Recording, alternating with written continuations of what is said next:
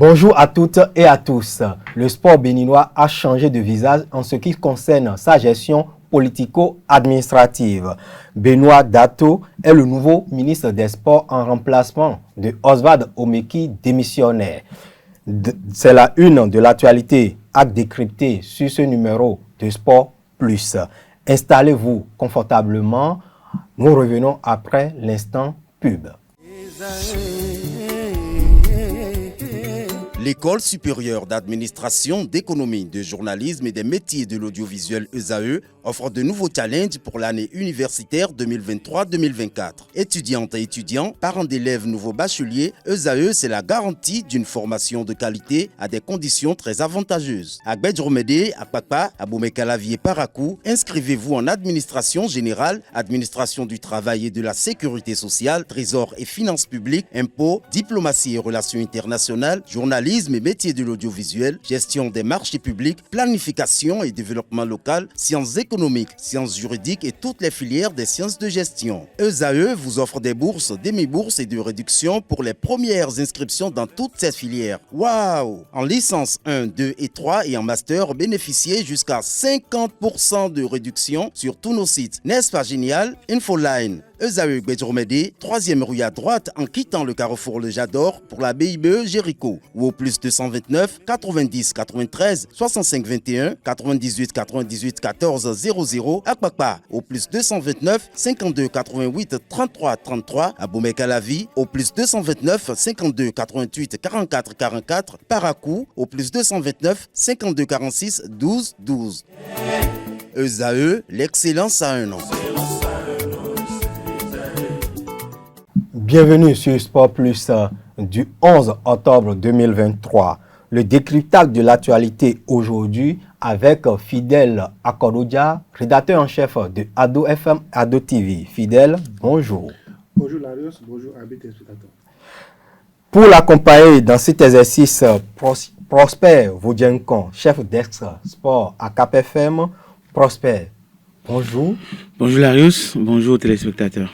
Heureux de vous recevoir pour la première fois sur le plateau de Sport Plus à Usaï TV. C'est un plaisir pour moi aussi. Merci à vous. En fin d'émission, vous allez suivre l'actualité du boxeur béninois Clément Loko, alias La Panthère, dans la rubrique Focus. Nous démarrons cette émission par le tour d'horizon de l'actualité sportive de la semaine avec Leandro Kodo. Après ceci.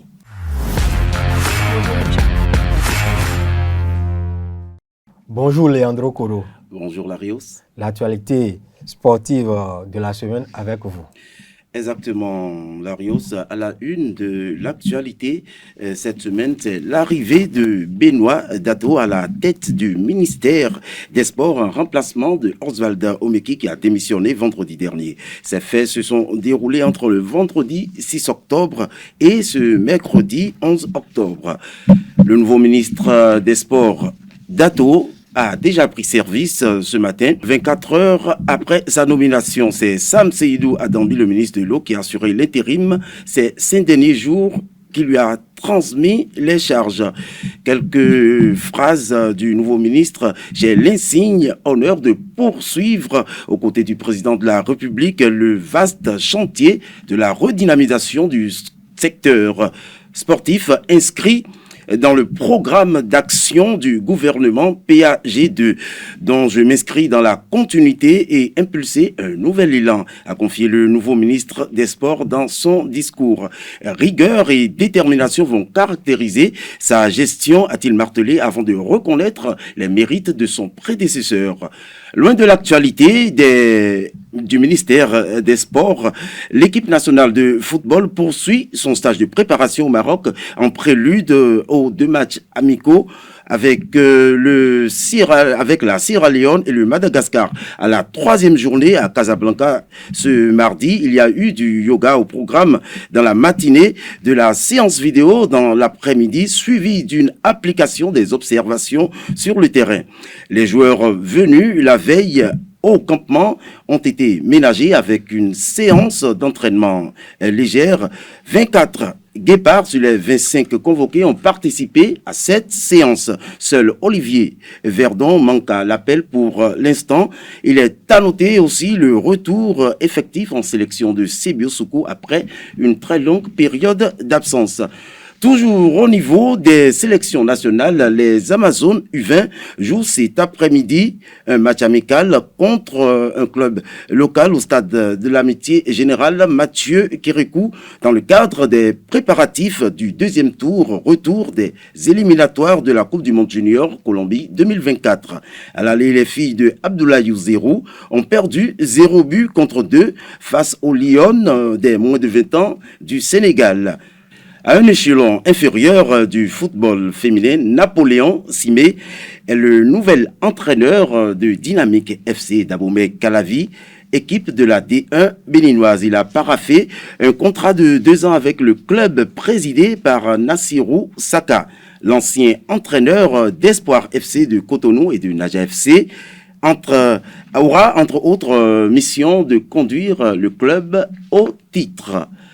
Le tournoi de football Afosogwe édition 2023 s'est achevé ce dimanche avec le sacre de l'équipe d'Akwakwa de Domain devant Ramsès FC. 1-0, c'est le score qui a sanctionné cet ultime match de la compétition. C'est un reportage de Larios Setondé à Diaguinon.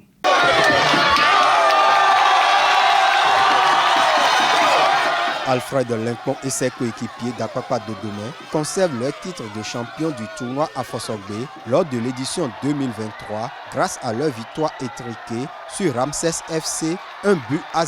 Franchement, ça fait plaisir. Et une finale se joue. Et ça ne joue pas 2 fois, ça se gagne.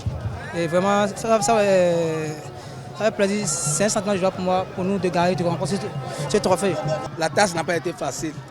Et Dieu merci qu'on est arrivé à bout. On est arrivé. Et je ne peux que remercier les uns et les autres. Félicitations à tous les joueurs, à tous les dirigeants et à toute la population d'Akwakwa de Domain. Les enfants ont manqué un peu de tact. Parce que à des moments, je les ai rappelés à l'ordre. Et ils étaient tellement dans l'euphorie du match qu'ils sont passés un peu à côté. Donc on aurait mieux fait.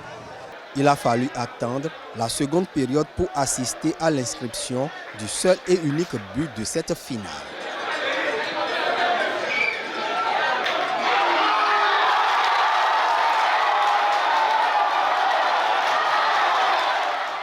Après 2 mois de compétition où 14 équipes étaient dans le starting block, le tournoi Afosogbe connaît ainsi un aboutissement heureux. Je remercie d'abord tous les participants de la compétition et aussi les frères d'à côté qui m'ont aidé à terminer en beauté la compétition. Sinon, il faut que Dieu nous prête vie pour que nous aidons de temps en temps la jeunesse béninoise. Parce qu'il le faut, surtout les U13 et les U15, il faut que nous les aidons à tout moment, que ce soit pendant les vacances ou surtout les mercredis en week-end. Il faut que nous profitons et pouvoir organiser la compétition pour des enfants. L'objectif ici a été atteint. Des participants tirent un satisfait au comité d'organisation de la compétition. Merci pour le travail, parce que c'est une occasion pour les enfants de se faire promouvoir. Il y a certains ici qu'on ne connaissait pas. Et par ce tournoi-là, on a eu l'opportunité à les connaître.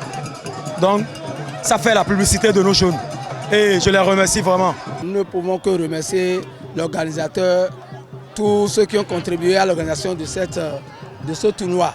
Et merci à eux pour que prochainement, ils puissent aller plus et que vive le football. À l'heure des récompenses, les champions sont repartis avec un trophée, un jeu de maillot, une enveloppe financière et des ballons. Les vice-champions ont reçu un trophée, une enveloppe financière et un ballon. Le meilleur buteur de la compétition a été également distingué. Rendez-vous à la prochaine édition en 2024.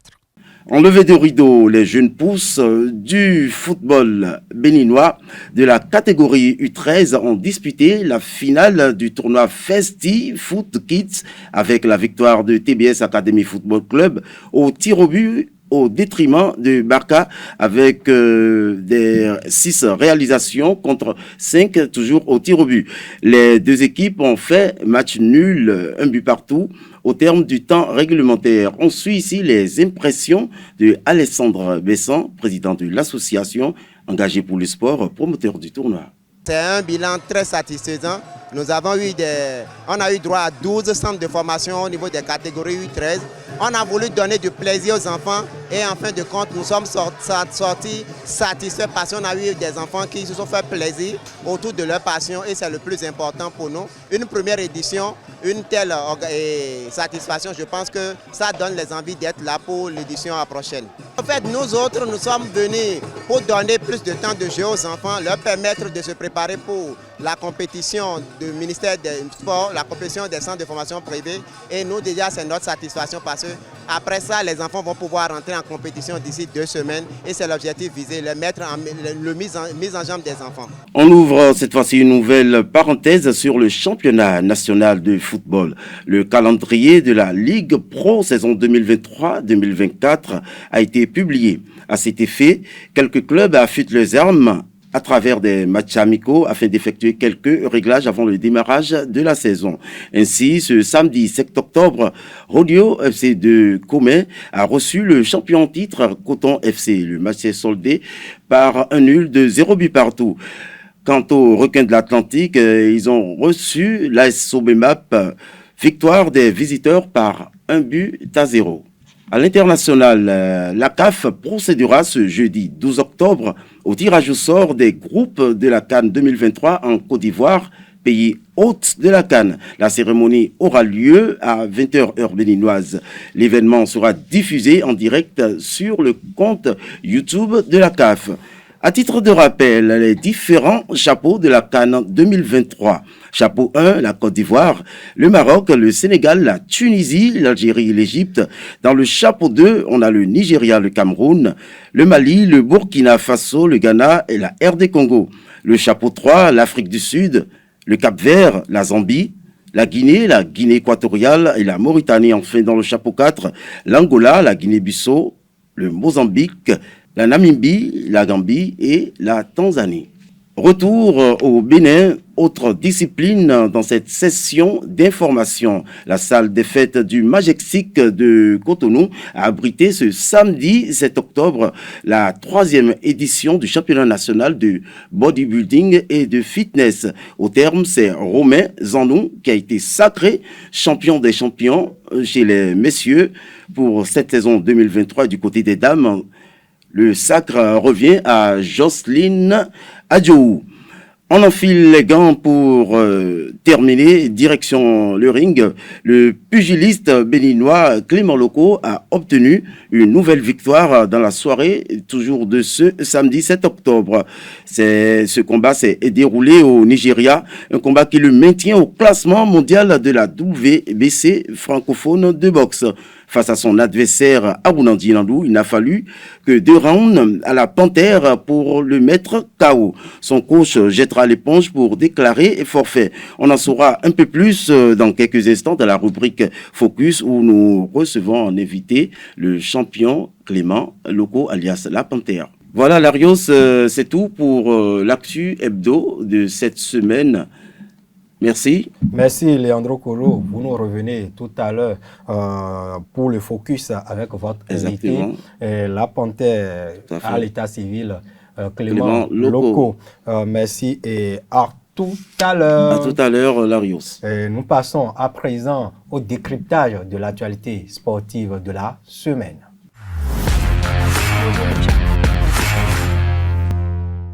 Au menu du décryptage aujourd'hui, le changement intervenu au niveau du ministère des Sports.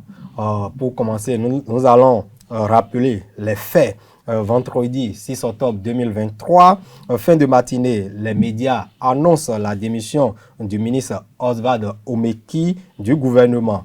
On apprend dans la foulée son remplacement par le ministre en charge de l'eau, Sam Seibou Adambi, comme intérimaire. À 17h, le même jour, le désormais ancien ministre Omeki passe service à l'intérimaire à Dambi. Une cérémonie qui s'est déroulée à huis clos. 4 jours plus tard, mardi 10 octobre 2023, le chef de l'État, le président de la République, Patrice Talon, nomme un titulaire au poste.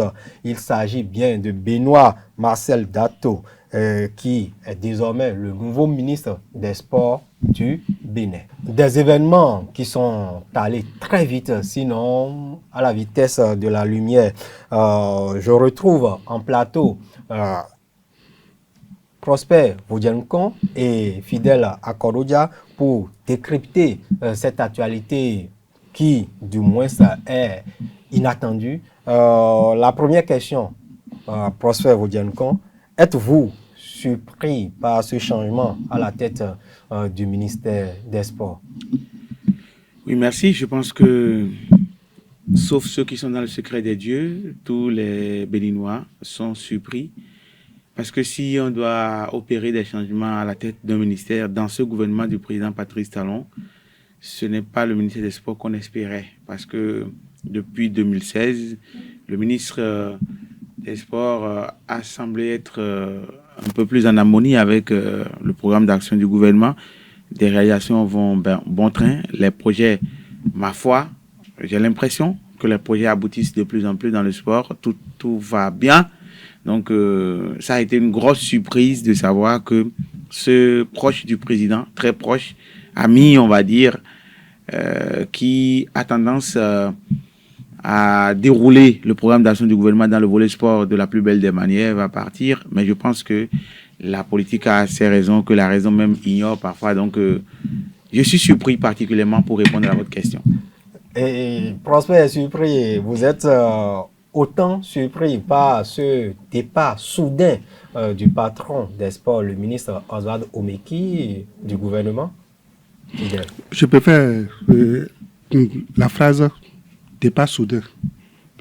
Ça pourrait surprendre. Et ça m'a surpris. Parce que ce n'est pas à la suite de remaniement qu'on a senti que le ministre des Sports est parti. Mais suite à un fait que beaucoup de personnes n'attendaient pas. Donc ça pourrait être une surprise. Maintenant, au-delà de ça, écoutez, si vous êtes ministre, vous savez qu'à tout moment, vous pouvez partir. Vous pouvez partir suite à un remaniement ou bien n'importe quel mouvement, vous pouvez partir. Parce qu'eux-mêmes le disent, ils sont là à 24 heures, renouvelables chaque jour. Donc ce n'est pas une surprise. Maintenant, la manière dont cela s'est produit là, c'est ça qui, moi, personnellement, surpris. Parce que personne ne s'attendait à ce que un ministre prenne son stylo et écrive au chef de l'État que je démissionne. Donc c'est ça la surprise. Et qu'est-ce qu'il y a derrière cette surprise? Peut-être les jours à venir, on pourrait comprendre. Le temps va nous clarifier, va nous éclaircir un peu plus sur les raisons qui motivent le départ du ministre Omeki du gouvernement. Il a fait 7 ans, 6 mois arrivé à la tête de ce ministère le 6 avril 2016. Il repart le 6 octobre 2023. Il a eu à faire beaucoup de choses ou à exécuter le programme d'action du gouvernement du président Talon en ce qui concerne le secteur sportif. On va passer en revue brièvement le bilan comptable, pas financier, mais le bilan comptable du ministre Omeki dans ce numéro. Nous allons commencer par la gouvernance des fédérations sportives. Prosper Vodiankon, qu'est-ce que vous retenez du passage du ministre Omeki en ce qui concerne son travail pour une meilleure gouvernance au niveau des fédérations sportives? Je retiens beaucoup de choses, parce que il y a eu beaucoup de mouvements, il y a eu beaucoup d'actes, il y a eu beaucoup de faits, il y a eu beaucoup de choses à retenir. La première chose, ce sont les subventions. C'est vrai que c'est du devoir et du ressort du gouvernement de mettre les acteurs du sport dans les conditions en quelque sorte, parce que les fédérations n'ont que délégation de pouvoir du gouvernement pour exercer. Donc, le gouvernement doit les accompagner. Et ce qui a été fait, c'est de la logique, c'est normal. Mais après, il faut quand même saluer cela. Si cela n'était pas fait, personne ne viendrait faire le procès de qui que ce soit, parce que ce n'est pas sous Omeki, c'est pas sous Talon que le ministère des Sports est né. On a vu des ministres passer, on a vu des choses. Et donc, si quelqu'un vient faire mieux, je pense qu'il y a lieu de féliciter et de remercier. Donc, les subventions aux fédérations ont connu de l'amélioration, ce qui suppose que la pratique sportive devrait aussi connaître de l'amélioration parce que, en plus, les moyens, c'est que on a amélioré quelque chose. Je pense que revenir sur les performances sportives. Absolument. Les relations avec les fédérations, je pense qu'il y a une amélioration. Il y a un effort qui est fait à ce niveau. Et ce que je trouve, c'est l'amélioration des subventions parce que les fédérations ont besoin d'argent pour fonctionner. Maintenant, avec les hommes, c'est jamais facile. Avec les individus, c'est jamais facile parce que il y a toujours une préférence d'un côté comme de l'autre. Tel aurait préféré que ça soit ci, tel aurait préféré que ça soit ça. D'autres vont dire le ministre a soutenu Kofi, le ministre a soutenu Kodjo. Donc, au plan humain, tout ne se passe pas bien souvent, mais il faut retenir que c'est le propre des humains.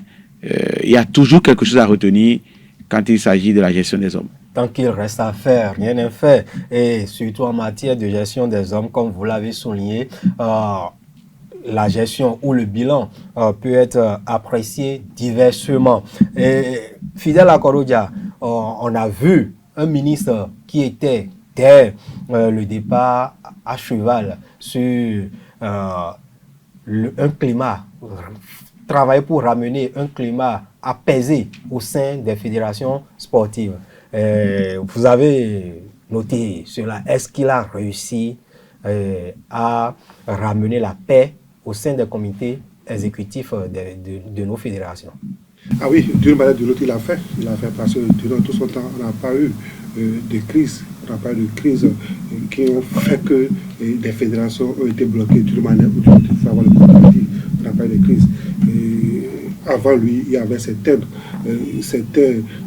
problèmes au niveau des fédérations, mais sous lui, la première action forte qu'il a menée, c'est au niveau de la Fédération de football. Cette rencontre du 23 décembre 2016 au palais de la Marina. Ça a réglé beaucoup de choses. C'est ce qui a suscité l'avènement de Téchakus à la tête de cette fédération. Et jusqu'à présent, même s'il y a toujours des petites difficultés au niveau de cette fédération, on sent qu'il y a un cap apparent qui fait que les choses évoluent au niveau des autres fédérations également. On n'a pas connu une guerre dans les autres fédérations comme ça se doit. C'est vrai que le ministre a passé 7 ans, ce n'est pas la paix totale, mais on sent qu'il y a une certaine accalmie au niveau de la fédération qui ont travaillé dans une certaine sérénité. Et je pense qu'on peut dire chapeau au ministre, même si il n'a pas... Il n'est pas passé dans la fédération pour dire je veux. Il a su imprimer une dynamique qui a fait que les gens se sont tués. Même s'il y a des velléités, les gens se sont tués d'une manière. Donc, une personnalité forte a permis à ce sport béninois de connaître l'alcalmie en 7 ans. Prosper Bodiankon. Nous allons partir sur le volet des infrastructures, la réalisation des infrastructures. Vous attribuez quelle note au ministre Omeki? Ça fait la deuxième fois depuis sa démission que cette question, on me la pose. Je pense que c'est difficile de noter un ministre dans un gouvernement où les ambitions sont suscitées par le patron lui-même, le président. Quand on prend le programme d'action du gouvernement, ce n'est pas un ministre qui apporte sa part. C'est pas un ministre qui apporte sa part, c'est le président qui dit « Je vais révéler mon pays à travers ci, à travers ça ». Les ministres ne sont que des représentations du président dans des secteurs donnés.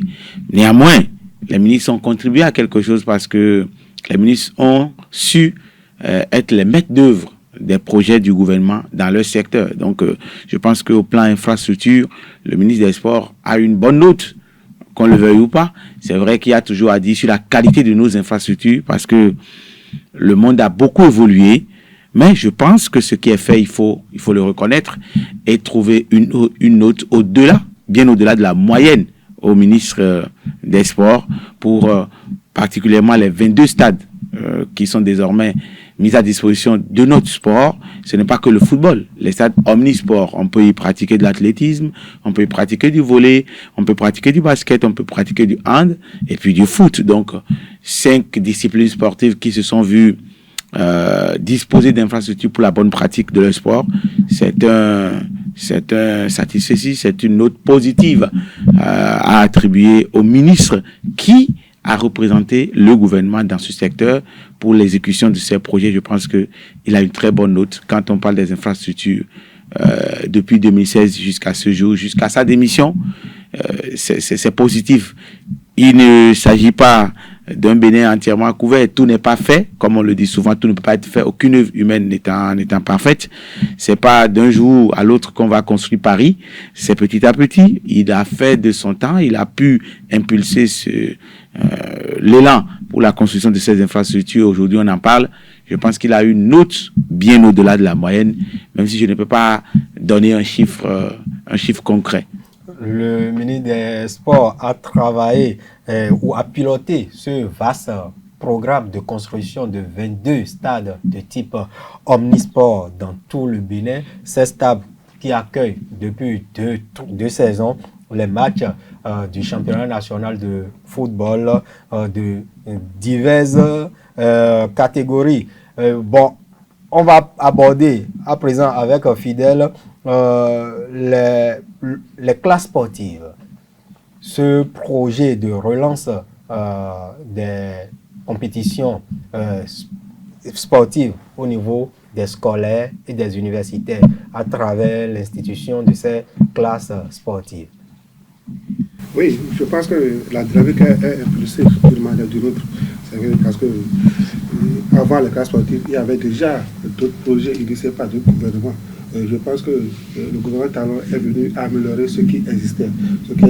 Et sous les Ozwa Obeki, on a vu de façon palpable les enfants à l'œuvre à travers les classes sportives. Mais dites-vous que tout n'est pas rose. Mais c'est sûr que lui-même, de là où il doit nourrir quelques regrets parce que ce n'est pas ce qu'il aurait souhaité pour ces classes sportives. Parce qu'on a vu ces enfants se clore à partir de quel moment, il y a de cela 2 ou 3 années en arrière. Alors que ça a commencé depuis l'avènement de la rupture. Donc ça veut dire qu'il y a des choses qu'il faut améliorer, il y a des choses qui doivent être faites qui ne sont pas réalisées. Et je pense que les classes sportives, oui, parce que quand on prend un peu sur le continent, on a vu que le Bénin a été vice-champion au niveau des scolaires, on a été à la Coupe du Monde, on n'a pas fait pied de figure. Toujours est-il qu'il y a encore des choses à faire, il y a des choses à améliorer au niveau de cette classe sportive. Il faut avoir le corps aussi de dire que c'est grâce à cette classe sportive que la FIFA a eu l'ingénieuse idée d'instaurer la Coupe du Monde des scolaires. Donc c'est déjà quelque chose. C'est parti du Bénin. Vous retenez quoi de ce projet exécuté par le ministre Ozwa Obeki pour la redynamisation du mouvement sportif au niveau des scolaires et des universitaires? Je pense que c'est un bon projet si il est bien mis en œuvre. C'est un bon projet. Le sport, c'est comme tout autre secteur. Hein. Si vous ne semez pas, vous n'allez pas récolter. Si vous ne travaillez pas à cultiver des talents, vous n'aurez rien plus tard. Donc le Bénin a eu l'ingénieuse idée de travailler à cela. C'est vrai qu'on n'a pas encore les fruits. Hein. C'est vrai, on a été champion de la zone avec nos collèges qui étaient du côté d'Abidjan.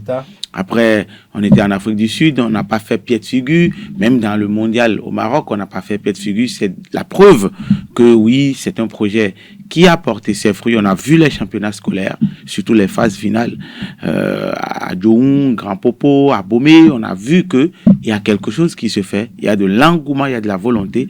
Sinon que c'est un bon projet. Moi, je trouve qu'il faut le repenser. Il faut le remettre en œuvre d'une autre manière. Sport-études, c'est une bonne chose, mais savoir gérer le temps.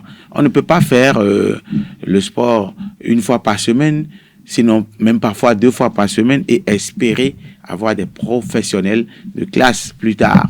Il faut trouver le juste milieu pour jumeler le calendrier scolaire et le calendrier sportif de ces apprenants qui ont choisi de s'inscrire dans les classes sportives ou qu'on a identifié à travers leur talent dans ces classes sportives. C'est un bon projet, mais qui pour moi n'a pas encore véritablement porté ses fruits, qui n'a pas encore véritablement fait effet, même si on a déjà montré notre visage dans les compétitions sous-régionales, régionales et internationales. Il faut encore parfaire ce projet, mais déjà, c'est un bon départ parce que il faut commencer pour savoir là où il faut corriger, là où il faut améliorer. Celui qui ne fait rien ne se trompe jamais. C'est déjà bien qu'on initie ces classes sportives Mais il faut revoir le projet. Il faut s'asseoir aujourd'hui et faire le bilan pour dire nous sommes où, qu'est-ce qu'on a pu déjà faire, qu'est-ce qu'il faut faire davantage encore pour prospérer dans ce projet, pour améliorer ce projet et l'amener loin. Je pense qu'on est quand même en droit de se féliciter parce qu'on a commencé. Maintenant, il faut améliorer. Il faut améliorer. Vous avez souligné tout à l'heure le visage que le Bénin a montré à travers ces classes sportives à la face du monde, et nous allons trouver la juste transition pour aborder les performances sportives notées au cours du passage du ministre Omeki. Le Bénin a été à une CAN sur 4 lors de son passage. Est-ce que ce bilan est à mettre à son actif ou à son passif? Je pense que bon, c'est pas un premier pays à subir des échecs comme ça. C'est vrai que la comparaison ne justifie pas ce qui nous arrive.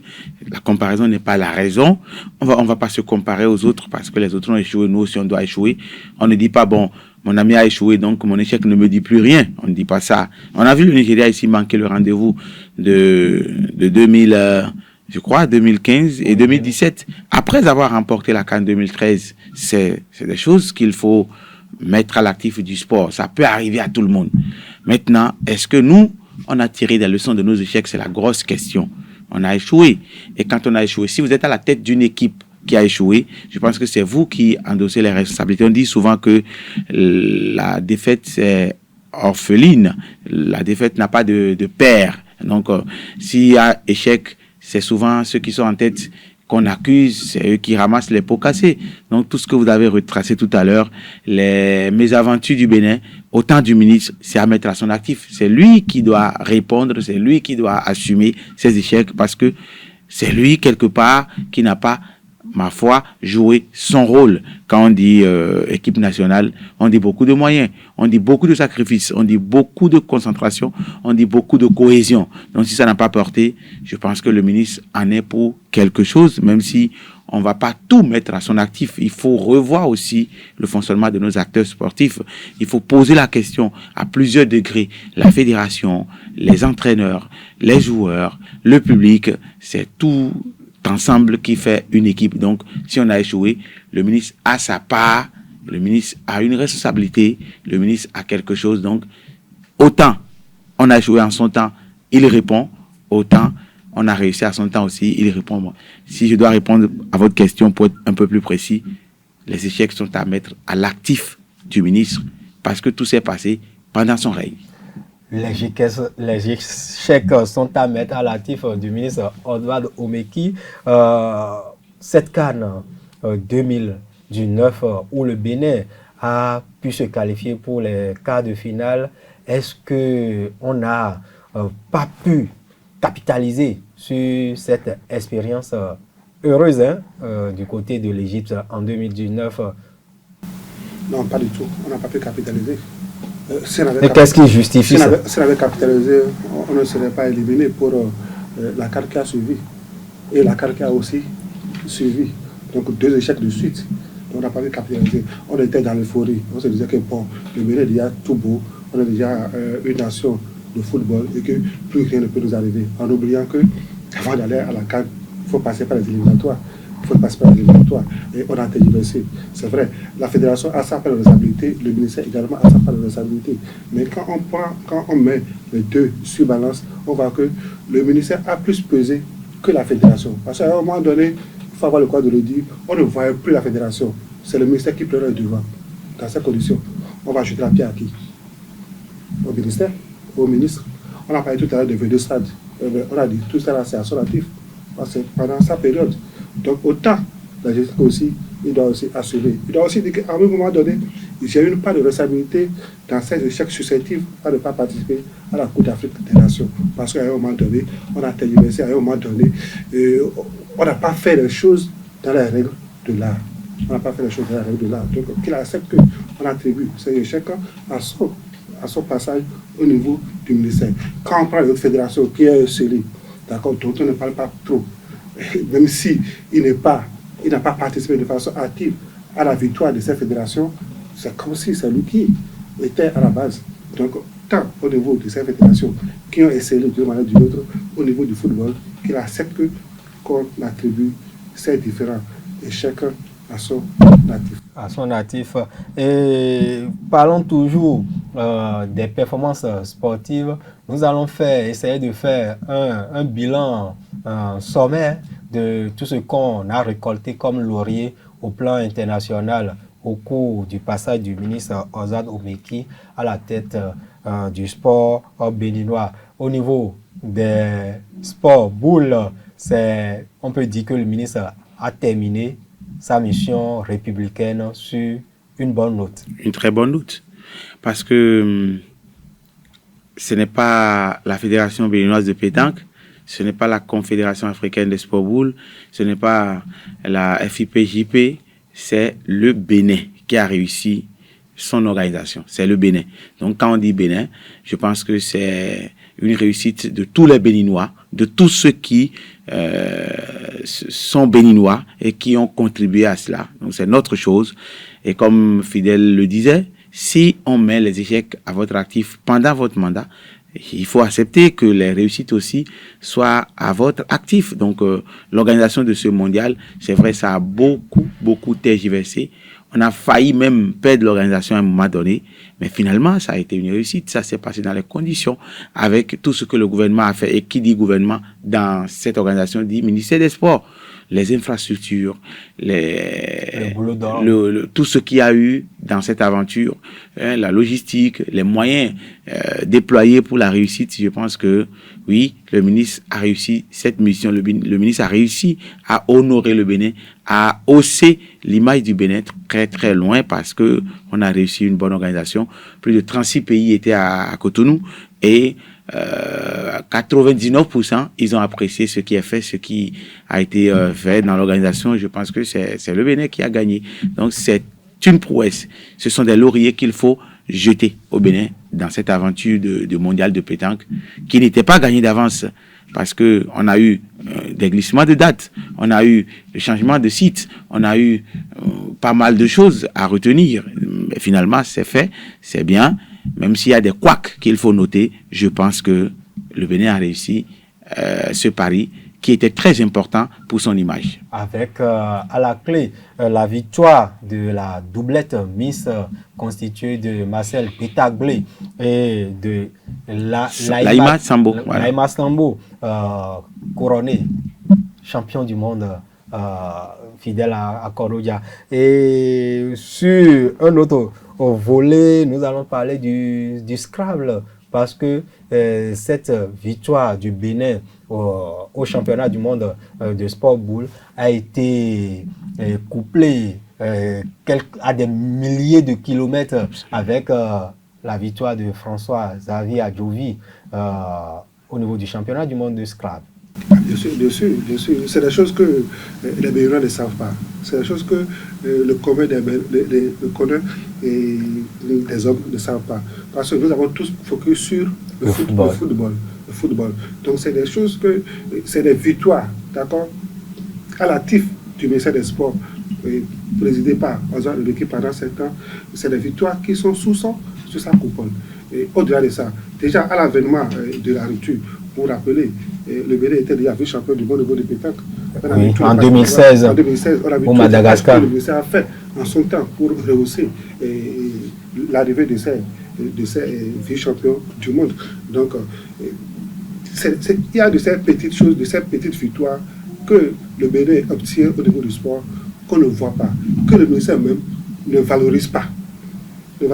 Parce qu'on ne multiplie pas le football. En temps normal, si le ministère avait fait de la communication sur ces victoires, personne ne dirait aujourd'hui qu'il y a eu échec, parce qu'on va voir que même au niveau du football, mais s'il y a échec au niveau des autres disciplines, les choses évoluent d'une manière ou d'une autre. Mais comme le ministère a préféré mettre la lumière sur le football, je pense que tout ce qui a été fait sous son mandat a eu échec. À son arrivée en 2016, justement, le ministre Omeki avait dit qu'il allait accorder l'égalité de chance à toutes les fédérations. Sur ce plateau, avez-vous le sentiment que les fédérations ont été logées à la même enseigne durant son mandat, Prosper? Non, c'était un langage politique. Ça ne peut pas se faire. Il n'y a pas ce pays au monde qui accorde l'égalité de chance à tous les sports. Il y a des sports qui sont mineurs, il y a des sports qui sont majeurs. Ce n'est pas pour rien qu'on appelle le football le sport roi. C'est une réalité. Je vais peut-être y arriver. Quand vous prenez par exemple des sports comme le cyclisme, ces sports n'ont pas besoin d'infrastructures qu'un gouvernement doit construire. Il faut juste leur donner des moyens, des équipements qu'il faut. Un gouvernement qui ça fait déjà... Vous voulez pas dire que c'est un sport mineur? Non, je n'ai pas dit ça. C'est pas un sport mineur. Mais le gouvernement qui ça fait déjà à construire des routes pour le pays, met déjà les routes à disposition du cyclisme. Donc voilà un sport par exemple, il faut juste leur donner des vélos, il faut juste leur donner des équipements et peut-être les moyens pour la gestion à l'interne et tout le reste pour participer aux compétitions et tout ça. Quand vous prenez par exemple le football ou le tennis de table ou le tennis, le lance-tennis, il faut construire des cours, il faut construire des salles, il faut construire des terrains. Quand vous prenez l'athlétisme, il faut avoir de la place pour pratiquer ce sport. Donc et les sports ne peuvent pas être logés aux mêmes enseignes parce que certains ont besoin plus de moyens, d'autres non. D'autres ont besoin de juste comment on dit, la motivation, les équipements pour avancer. Donc, ce qu'il avait dit était un langage politique. Même au niveau des subventions, on ne peut pas subventionner les sports de la même manière. Quand vous prenez par exemple des sports collectifs, on ne peut pas donner les mêmes montants de subventions à une fédération de sport individuel qu'à une fédération de sport collectif. Donc, il y a une différence et il faut être précis à ce niveau. Ce que le ministre avait dit, oui, nous serons là de la même façon, nous allons accompagner psychologiquement, moralement, nous allons soutenir les fédérations de la même manière, mais cela ne veut pas dire qu'il faut donner les mêmes moyens. Donc, il ne faut pas que les gens comprennent ça comme ça pour dire, oui, ce que le ministre avait dit n'est pas respecté, on a donné beaucoup d'argent ici, on a donné un peu ici. Non, ce n'est pas l'argent forcément, c'est l'accompagnement, c'est le soin, c'est l'attention à tous les niveaux. Et Fidèle, vous êtes d'avis avec Prosper qui pense que le ministre a essayé de respecter son leitmotiv accordé l'égalité de chance à toutes les fédérations. Oui, écoutez, tout ça c'est discutable. Mais quand on voit un peu la pratique, on sent que le ministre, d'une manière ou d'une autre, a fait ce qu'il a dit. Quand il dit ça, c'est quoi? C'est déjà quand on prend au niveau des subventions. Les subventions, il faut avoir le courage de le dire, au niveau de sa gouvernance, les subventions ont drastiquement évolué. Même ici, c'est en dents de scie, on a su que bon, c'est parti sur une pente vraiment ascendante, c'est déjà quelque chose. Même s'il n'est pas là physiquement pour accompagner les fédérations ou bien pour accompagner les disciplines, d'une manière ou d'une autre, il y a toujours le ministère qui a son regard sur ce qui se passe au niveau des fédérations. C'est vrai, on aurait aimé que la même attention accordée au football soit accordée à toutes les fédérations, ce qui n'est pas évident. C'est vrai, il a dit, mais dans la réalité, tout le monde sait que ce qu'il disait, ce n'était pas possible. C'est pas possible. Parce que quand moi, je prends ma fédération, le badminton, si on a une activité et qu'on invite le ministère, même si le ministre ne vient pas et qu'il envoie un de ses cadres, c'est déjà une attention que le ministre apporte à la fédération d'une manière ou d'une autre. Si on a des sorties et qu'on demande 100 000 et que le ministère nous accorde 75 000, c'est déjà quelque chose. Même si le ministre ne vient pas physiquement, on sent qu'il y a une amélioration d'une manière ou d'une autre. Maintenant, ceux qui disent que, bon, il a dit, il n'a pas fait, écoutez, ce qu'on dit et ce qu'on fait, à des moments donnés, il y a des décalages. Et quand on fait une analyse de façon globale, on sent que le ministre, même s'il n'est pas là, d'une manière ou d'une autre, il a accompagné. Il a accompagné et des efforts ont été faits sur le règne du ministre Oswald Omeki pour l'amélioration des conditions des athlètes et pour l'évolution de la pratique du sport au Bénin. Et à ce titre, il y a eu ce programme de professionnalisation du sport au Bénin avec initialement l'institution de la tasse pour le développement du sport TDS qui a évolué en temps avec la création des sociétés sportives depuis 2 ans. Est-ce que Prosper Voudiankon, ce qui est fait depuis 2 ans en termes de professionnalisation du sport porte ses fruits?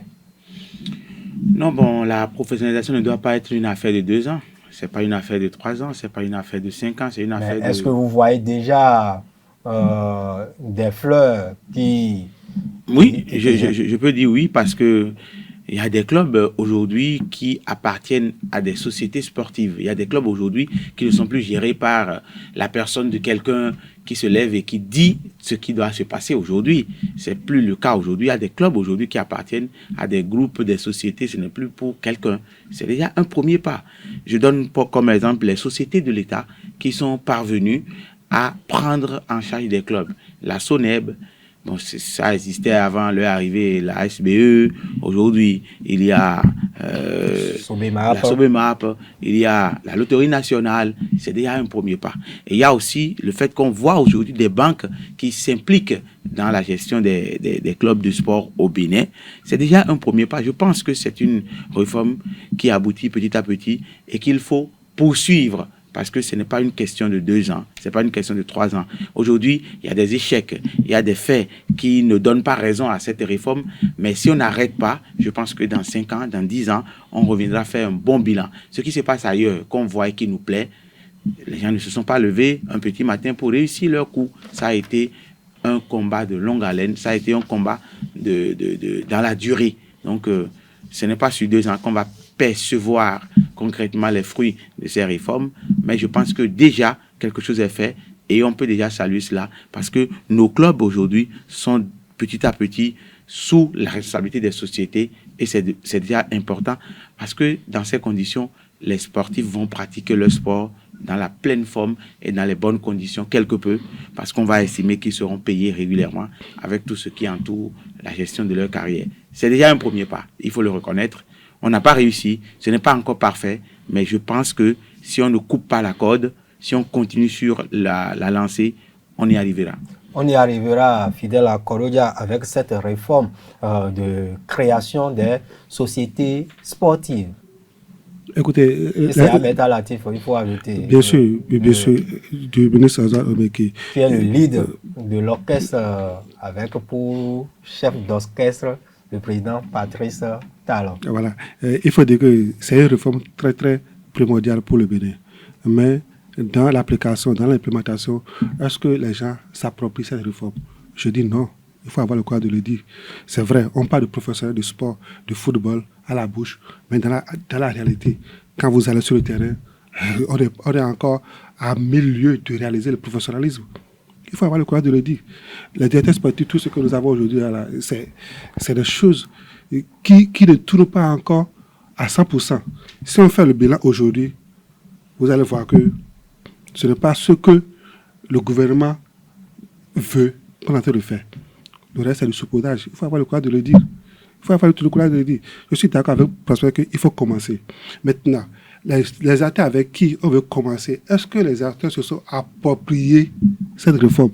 Jusqu'à aujourd'hui, non. Non.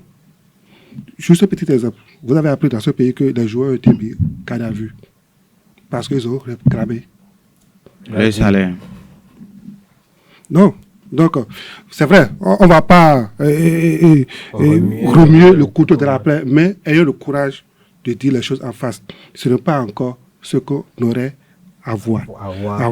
De ce fait, moi, je voudrais solliciter le ministre des Sports, le ministre des Sports, à prendre son bateau de pèlerin, à appeler les acteurs pour qu'ils s'asseyent sur table pour redéfinir les choses. Nous allons revenir dans un instant sur les chantiers à construire par le nouveau patron du sport. Bien sûr, mais en attendant, nous allons poursuivre avec cette initiative prise par le ministre des Sports en 2018. Et la première édition s'est déroulée le 1er décembre 2018, ici à Cotonou, avec la venue des stars du football africain, un match de gala à Port-Nouveau au stade Charles de Gaulle, une soirée de distinction des meilleurs athlètes, des meilleurs sportifs de l'année, ceux qui ont ramené des lauriers, ceux qui ont hissé haut le flambeau du Bénin dans les compétitions africaines et internationales. Mais ça s'est resté là. Je parle bien du gala des champions. Oui, ce n'est pas une première que le Bénin initie des bonnes actions et puis après on ne voit plus rien. Ce que moi je retiens de cette initiative, c'est que certainement, on a estimé que il faut mettre peut-être ces moyens à d'autres fins, parce que dans les pays sportifs que nous envions, ce n'est pas forcément un État qui organise ces genres de récompenses. Ce sont des sociétés, ce sont des agences, ce sont des structures privées. Voilà, on a vu. C'est comme par exemple ce qui se fait déjà au Bénin avec, je vais citer JP Sport, je vais citer Footeuse, je vais citer Sikafor. Voilà, c'est comme ça qu'on récompense les acteurs. C'est pas forcément un gouvernement. Le gouvernement peut dire pour les équipes nationales, pour tous ceux qui sont partis avec le drapeau, tous ceux qui ont compéti au nom du pays, qui ont abordé le drapeau à tel ou tel rendez-vous et qui ont pu ramener des médailles, je leur dois quelque chose. Ils vont repartir avec des récompenses. Mais ce n'est pas forcément au cours d'une soirée qu'il faut le faire. Il faut récompenser les acteurs au cours des soirées. C'est des trucs privés. Ça revient souvent aux agences, aux associations, aux structures, entre parenthèses, privées. Donc, le gouvernement, lui, peut prendre la responsabilité, le ministère peut prendre la responsabilité de reconnaître les mérites des gens qui sont allés défendre en leur octroyant par exemple des bourses, des enveloppes, des parcelles, des trucs. Oui, parce qu'ils sont allés représenter valablement le pays quelque part et ils sont revenus avec de bonnes réalisations. On peut les remercier de cette façon. Donc ce que le gouvernement avait, le gala des champions, c'était beau, mais le gouvernement ne peut pas continuer à faire ça. Le gouvernement peut financer, le gouvernement peut aider des structures à le faire, mais le gouvernement ne peut pas le faire parce que ça risque on risque de chevaucher les rôles, ça risque de ne pas répondre à des aspirations données et on va parler toujours politique, on va dire oui, c'est le politicien qui cherche le monde derrière, c'est le politicien qui veut avoir le monde derrière, qui fait des choses comme ça. Donc ce n'est pas un truc politique.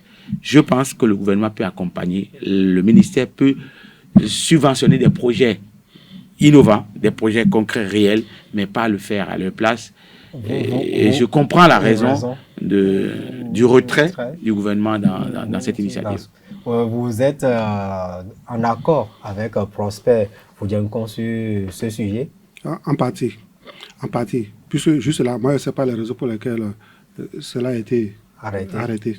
Je ne sais pas, peut-être que Prosper connaît les raisons. Le secret des dieux. Non, pas du tout. Écoutez, j'ai juste fait une comparaison. Oui, ailleurs, c'est pas un gouvernement qui se lève et qui récompense les acteurs du sport. Je suis d'accord avec vous en partie. Mais nous sommes dans un pays où l'État ne reconnaît pas les mérites des athlètes à travers une loi ou bien quelque chose, des subventions qu'on accorde aux meilleurs du moment.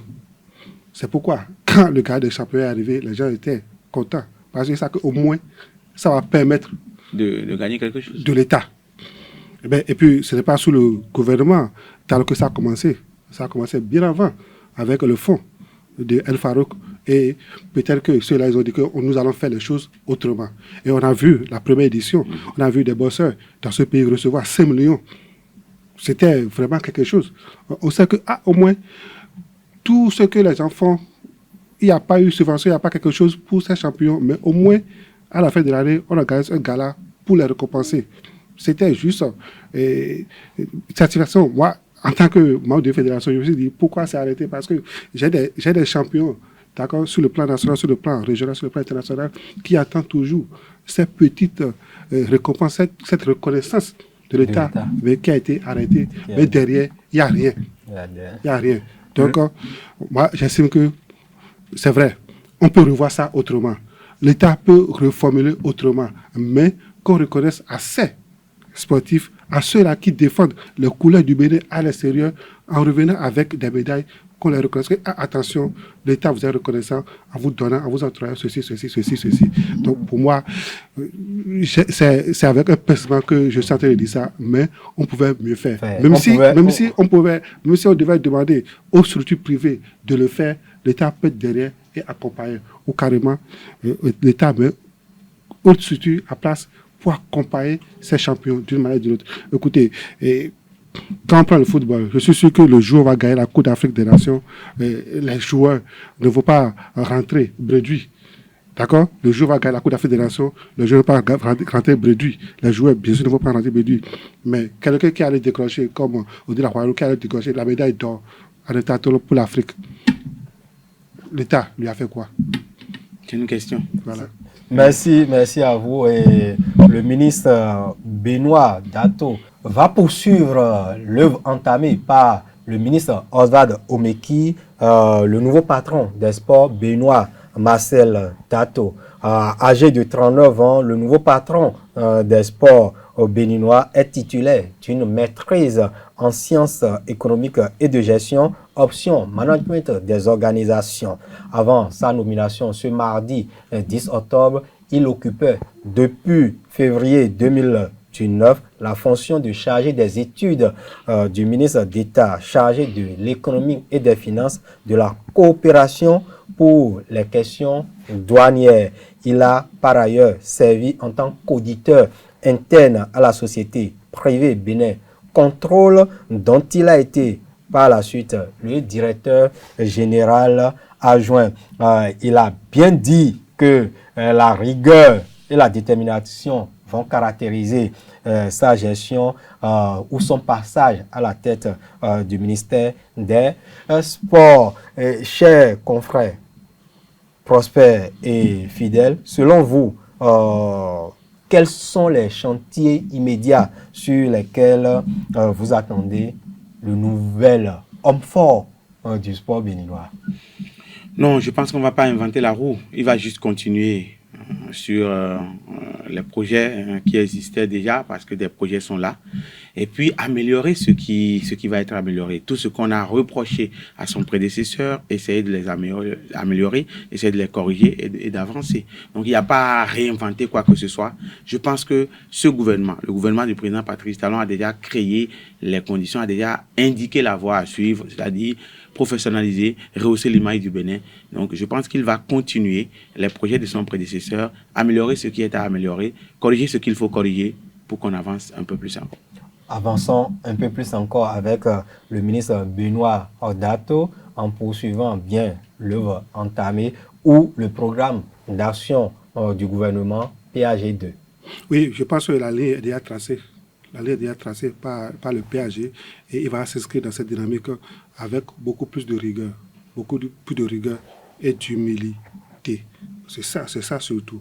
Beaucoup de rigueur et d'humilité. Parce que nous sommes dans un monde où, quelqu'un l'a dit, il n'est pas spécialiste à la matière. Mais même s'il n'est pas spécialiste à la matière et qu'il s'est entouré on dit qu'il est footballeur, oui, qui évolue au poste de défenseur central.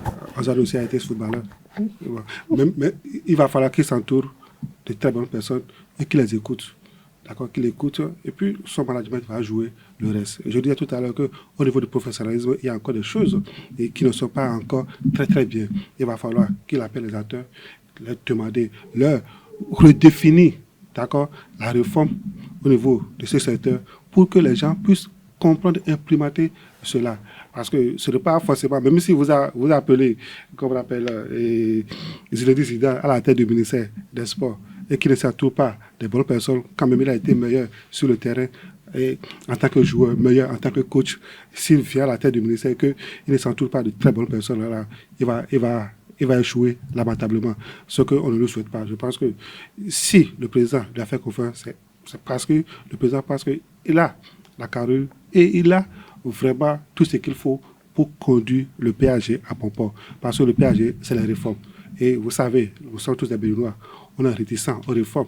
Si on ne va pas notre intérêt, tout de suite là, on est réticents.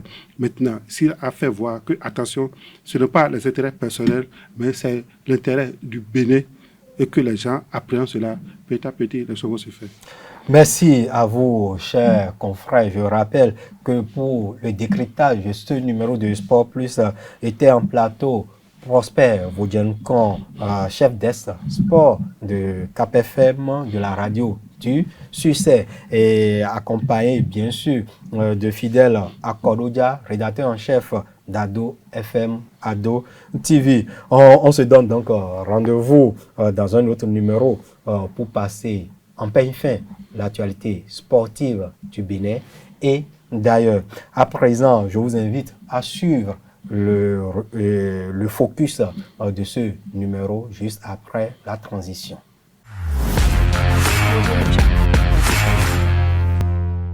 Focus de ce numéro reçoit pour vous le pugiliste béninois. Vous devinez déjà de qui il s'agit. Il s'agit bien de Clément Loko, alias La Panthère. Bonjour Clément. Oui, bonsoir monsieur. Merci d'avoir accepté notre invitation et vous confier sur le plateau des AE Télévision. Merci, c'est bon.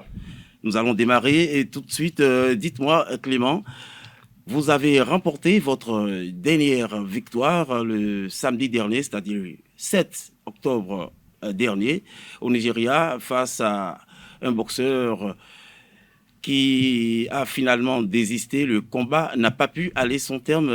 Ça s'est arrêté au deuxième round, c'est ça? Dites-nous-en un peu plus. Merci, monsieur Leandro. C'était pas facile au Nigeria. Et on est parti le jeudi. Et le vendredi, on a fait le pesée. Et le samedi, le combat. Ah d'accord, la pesée était pour le vendredi et naturellement le combat sur le lendemain. Oui. Exactement. Alors dites-moi Clément, quelle a été la clé de votre victoire, c'est-à-dire quelle stratégie avez-vous utilisée pour pouvoir venir à bout de votre adversaire? Rappelez-nous déjà son nom. C'est Jinadou Haruna. Exactement, Jinadou Haruna. Dites-nous par quelle stratégie êtes-vous passé pour venir à bout de Jinadou Haruna? Merci, monsieur Leandro. Et on a commencé le combat dès le premier round. Okay. J'ai voulu le mettre au KO. Moi, je me suis dit, je n'ai pas le temps. Puisque je dois l'éliminer pour avoir un autre combat. Puisque j'ai 2 combats dans 2 semaines. Donc, déjà, le premier round, j'ai voulu le mettre au KO. Et il n'a pas pu aller. Donc, il a reçu un gros coup et ce qui fait qu'il a commencé par fuir. Bon, je me suis dit, bon, ok. Lors du premier round? Oui, lors du premier round. Mais il a résisté, il a encaissé les coups? Oui, il a résisté. Donc, ce qui fait que, bon, je me suis dit, bon, ok, à la deuxième round, on va voir ce qui va se passer. Oui, mais malheureusement, le deuxième round a commencé et subitement, l'entraîneur de Jinadou Haruna a procédé par le forfait qu'on appelle en boxe le jet d'éponge. Le deuxième round, je l'ai encore enchaîné avec des coups. Exactement. Oui, avec mon gauche-droite. Il a pris. Qu'est-ce qui a poussé son entraîneur à faire le jet d'éponge? C'est parce qu'il a vu qu'il ne peut plus tenir. Et la vie de son boxeur était en danger? Il ne peut plus tenir, oui. Il était en danger, donc il ne voulait pas que le boxeur aller au tapis. Donc, c'est ça qu'il a fait. Il a jeté une éponge, ce qu'on appelle serviette. Oui. Il a jeté sur le ring. Et c'est ça qui a fait ma victoire. Dites-moi, vous le connaissiez auparavant? Vous avez déjà entendu parler de Jinadou Haruna? Non. Mais pas mes fans. Mes fans m'ont appelé, m'ont dit, mais Jinadou Haruna, il est trop fort. Et faire attention à lui. Bon, moi, je me suis dit, bon, comme moi, je n'ai pas l'habitude d'aller sur YouTube voir des combats de mes adversaires. Donc, moi, je travaille en moi. Et ce que j'ai dans mon corps, c'est ça que je développe. Voilà. Tout à fait. Alors, Clément Loko est dans une dynamique depuis un certain nombre de temps. Là, vous venez sur les 10 combats, vous venez d'en faire combien? Et sur les 10 combats, j'ai maintenant au moins 6 combats. Vous venez d'achever 6 combats. Dans les 6 combats, tous les 6 combats étaient des victoires. Des victoires. Voilà. Donc, notre champion, Clément Loko, alias La Panthère, est dans une dynamique de figurer et très bientôt dans le top 100 exactement du ranking mondial.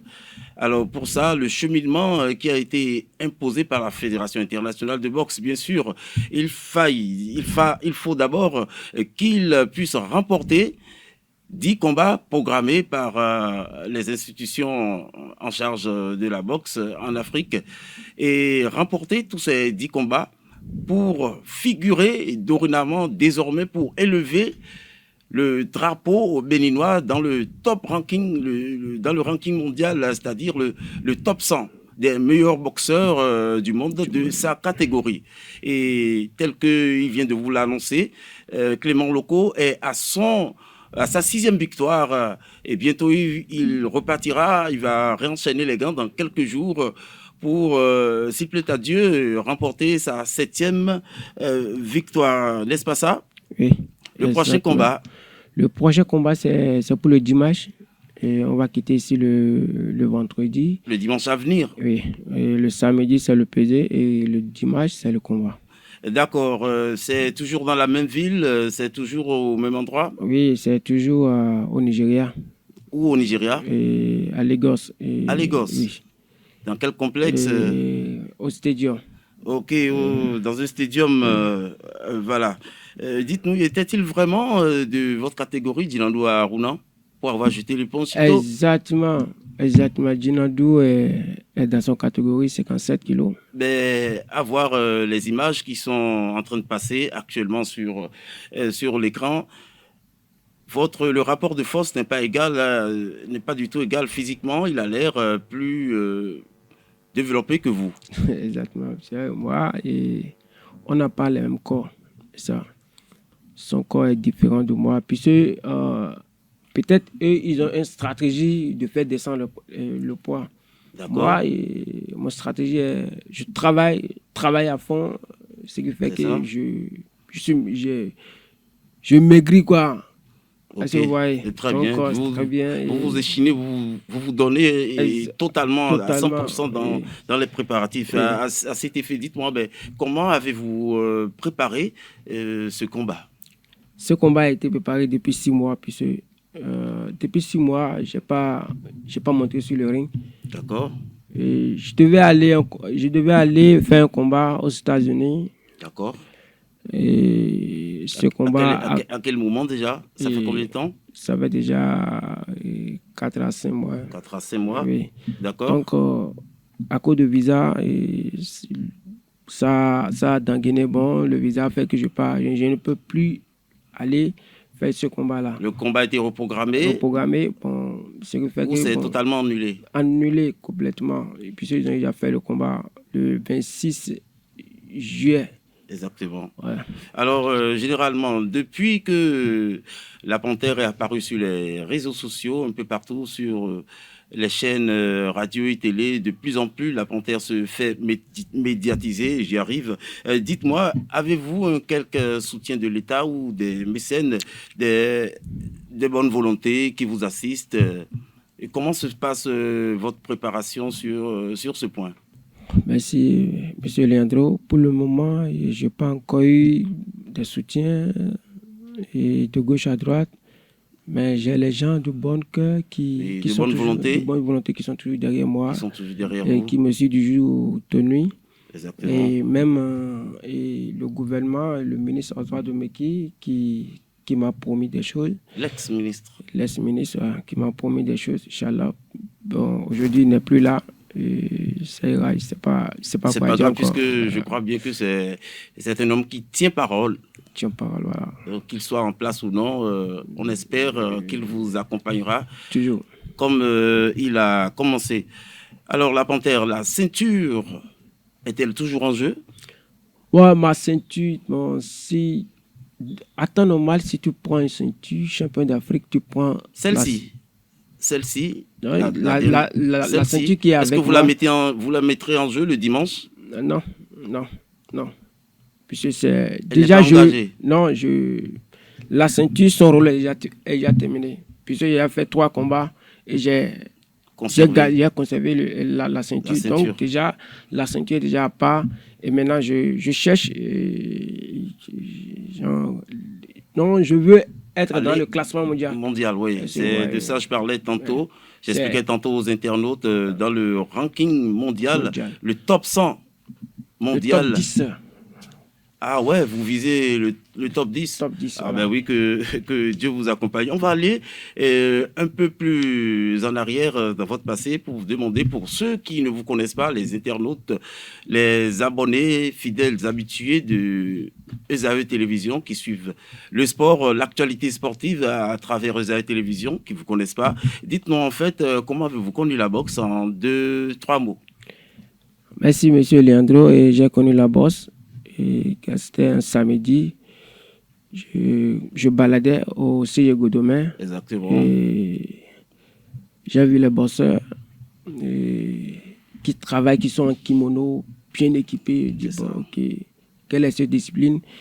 Et je me suis rapproché du coach. Et j'ai parlé à coach pour lui dire, bon, je veux rentrer dans votre discipline. Donc le premier coach de votre carrière. Oui, et c'était qui d'ailleurs? Il s'appelle Gounou Seydou, père son âme.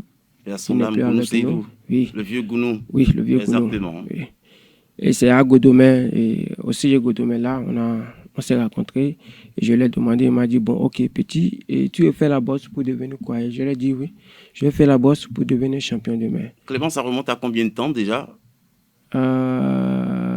Si j'ai pas la bonne 10 ans, 15 ans, 12 ans, 13 ans. Environ 10 ans ou 10 ans à 15 ans, 10 ans. Donc, c'est le fait que, bon, je me suis dit, il m'a dit, bon, que pour devenir quoi? Il dit, bon, pour devenir champion de mer. Il m'a dit, waouh, j'ai la culotte, hein. Bon, ok, il n'y a pas ici. Il m'a mis quelque part là, il m'a montré la garde. Et j'ai commencé par pratiquer la boxe. Et il à partir de ce moment. Oui, et il m'a dit, en ce jour, Clément, je sais qu'un jour tu deviendras un champion. Parmi tous mes élèves qui sont ici, c'est toi seul que je donne cette confiance-là. Tous les jours, il me dit, bon, à la dernier moment de son décès, il est à l'hôpital. Et il m'a appelé, c'était un samedi, il nous a appelé, bon, on est parti, on a fait un footing pour aller le voir.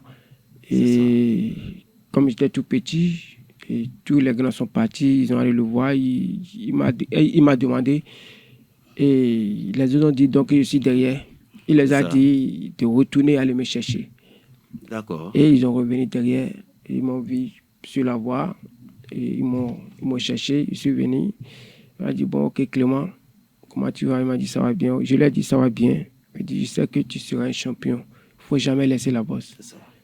Ce jour-là, j'étais avec lui, resté avec lui un peu. C'est ça. Et 2 jours plus tard, je suis allé le voir à la maison. Oui. Et quand je l'ai vu, bon, je me suis assis auprès de lui et on a parlé.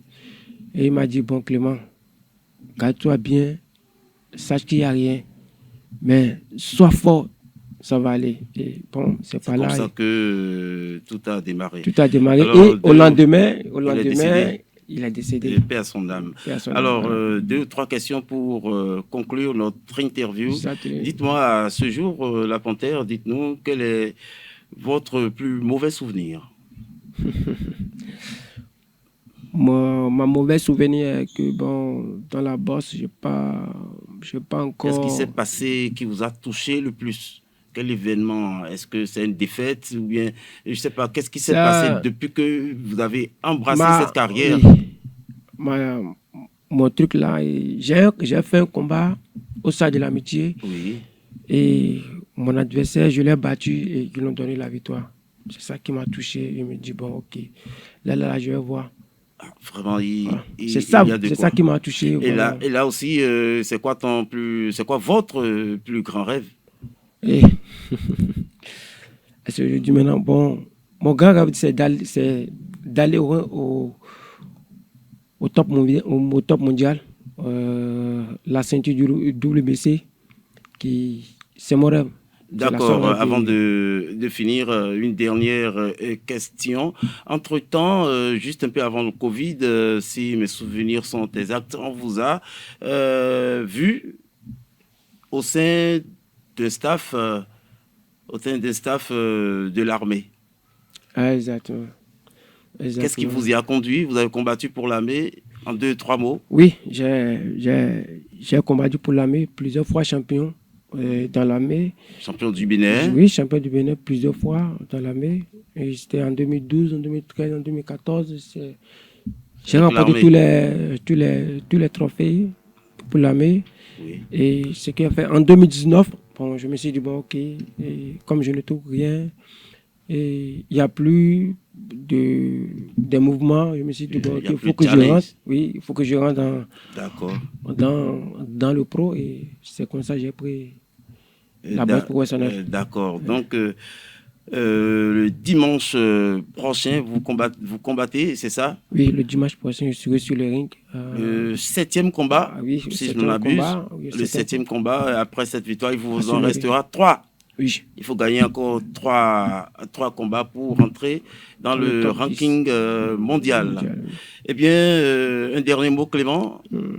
Un dernier mot aux fans, aux internautes. Ok, je remercie tous les fans, tous les Béninois, tous ceux qui me suivent de près, de loin, de l'âge, et de continuer toujours de me faire la prière, puisque je sais qu'un jour, ça va donner. Puisque de jour au jour, la population béninoise réclame des choses sur moi, réclame beaucoup. Pourquoi tu viens comme ça? Pourquoi? Mais je dis, un jour, ça va changer. Inch'Allah. Merci. Mais je leur promets la victoire. Inch'Allah, le dimanche sera un beau jour pour nous tous. Merci Clément Loko, alias La Panthère. Merci pour ceux qui ne le connaissent pas. C'est un boxeur béninois, champion à plusieurs reprises. Il fait un poids de 57 kilos et exerce dans la catégorie plume. Le samedi dernier, 7 octobre, il était opposé à Djinandou Aruna dans sa quête du top ranking mondial, j'allais dire. Actuellement, il lui reste 3 combats à effectuer pour définitivement inscrire son nom, et d'ailleurs le nom du Bénin, dans les 100 meilleurs boxeurs de la catégorie et plume au niveau mondial. Merci Clément Loko. Merci à vous. On vous souhaite la victoire. Inch'Allah. Et que le bonheur soit vôtre. Mashallah. Amen. Amen. Amen. Amen. Amen. Je reçois ce que va dire. Je lance un appel aux autorités de venir nous soutenir, puisque dans la bourse, on n'a pas beaucoup de soutien. Très bien. Très bien, vous l'avez entendu, Clément Loko, il lance un appel aux bonnes volontés qui pourraient se manifester. Le départ, c'est pour le vendredi, qui pourrait se manifester avant le vendredi. En attendant, nous poursuivons notre émission avec Larios Adjagbeno.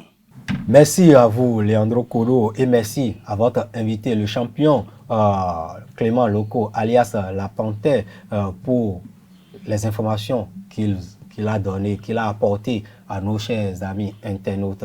Sport Plus de ce jour, c'est le terminus ici et maintenant. Rendez-vous la semaine prochaine.